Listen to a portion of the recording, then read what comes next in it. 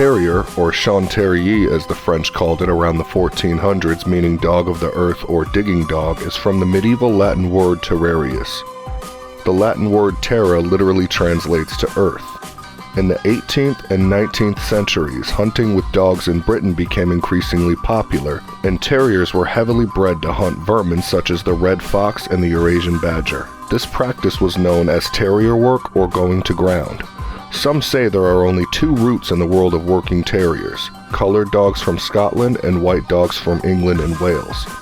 According to others, the Hunt Terrier developed in southern England and the Fell Terrier developed in northern England were the first recorded hunting terriers. Either way, these origins gave rise to a wide range of terrier breeds and every form of working terrier currently used in the field. The original colored working terrier of the north is the Fell Terrier. The Welsh Terrier, Lakeland Terrier, and Border Terrier are the offspring of this varied gene pool.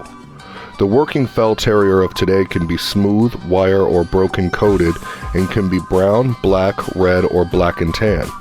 The breed could also go by the names Patterdale Terrier or Working Lakeland. The Jagd Terrier, a German variation of the Fell Terrier, is particularly beneficial in large pipes or when it has been bred down to a 12 to 13 inch size. The Jack Russell Terrier was also one of the first authentic working terrier breeds that resembles what we see in the field today.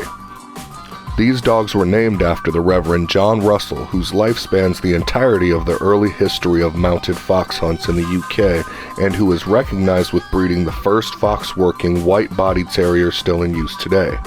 The white fox-working dogs, whose ancestors are the same as those of the Jack Russell Terrier, came from the southern region of England. The Smooth Fox Terrier, the Wire Fox Terrier, the Sealyham Terrier, and most recently the Parson Russell Terrier and Russell Terrier are breeds descended from these canines with primarily white coats. The working Jack Russell Terrier is still widely available and comes in a range of coat types: smooth, broken, wire-coated, or rough, from 10 to 15 inches tall, with most working dogs ranging from 10 to 13 inches tall, and coat colors from pure white to 49% colored with tan and black markings. The terrier's job is to corner its prey so that it can be trapped, held, or barked at before being dragged out to be killed or captured. To fit inside the burrows and still have room for maneuvering, working terriers must have a chest circumference or spread that is no wider than the prey they hunt. The fox, which can weigh up to 31 pounds, and the badger up to 37 pounds are therefore very formidable prey for the smaller dog. A dog that is too big will need to have the dirt dug out from behind by the hunter every few feet, since it won't be able to navigate turns in the tunnel. When the tunnel constricts, as it eventually will, a dog that must dig to the quarry may end up getting trapped by the dirt it pushed behind it in order to move forward. If the dog is unable to turn around in such a position, it'll be exceedingly difficult for it to escape on its own. It is also crucial to keep the airflow going underground to prevent asphyxiation. The airflow will be more restricted the tighter the dog is squeezed inside the tunnel. A smaller dog can move about more freely and avoid getting bit. Because larger dogs are more likely to become stuck in a den pipe face to face with the vermin and unable to move forward or backward, they frequently suffer more injury underground. A working terrier should also have a keen sense of smell, be extremely game, and have the intelligence to solve problems in order to avoid getting hurt. Early hunting terriers were also used in sports events to capitalize on their gameness. Such events included rat baiting, in which the terrier was released into a pit to kill as many rats as possible. The dog who killed the most rats the fastest was crowned victorious. Some terriers were bred with hounds in the 18th century to enhance their hunting abilities, while others were mated with fighting dogs to increase tenacity and fearlessness.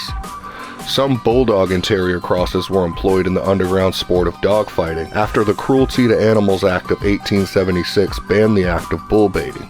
Several British animal welfare organizations, including the League Against Cruel Sports, the International Fund for Animal Welfare, and the Royal Society for the Prevention of Cruelty to Animals, have denounced the practice of terrier work because they believe it can result in animal fighting.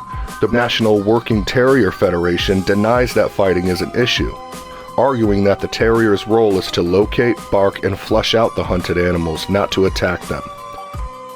In the UK, the Hunting Act of 2004 makes it almost impossible to hunt below ground with terriers unless certain tight guidelines designed to safeguard game birds are followed.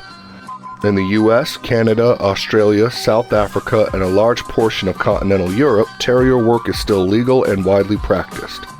Although more than 500 members of the Royal College of Veterinary Surgeons feel that terrier work is a humane method to reduce fox numbers, some argue that it is not a very effective method of hunting. Still, most would agree that a team of terriers can manage red foxes, raccoons, or groundhogs on small farms where their presence could be detrimental to the well-being of poultry, geese, wild bird populations, and the cultivation of crops.